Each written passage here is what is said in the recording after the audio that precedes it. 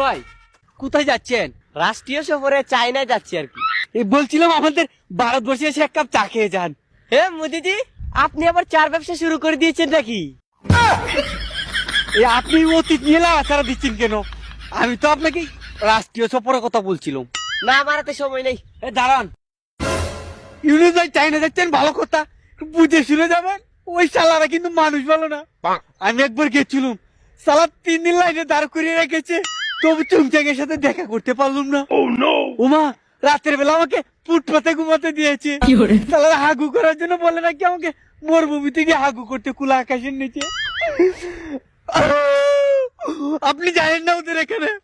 আরে মোদিজি, আপনার মতো চাওয়ালাকে যে ওই দেশে ভিসা দিয়েছে ওইটাই দেবে। আমাকে দেখুন, আমি হলাম নোবেল বিজি। ওই দেশে জাতীয় ইউনিভার্সিটিতে আমার লেকচার আছে। শি জিনপিং তার মন্ত্রী পরিষদ নিয়ে এয়ারপোর্টে 3 দিন ধরে না খেয়ে অপেক্ষা করছে আমাকে রিসিভ করবে বলে। কোথায় আগরতলা আর কোথায় উগারতলা। হ্যাঁ, যাই এখন। শালা আজকে একটা নোবেল নাই বলে এত অপমান।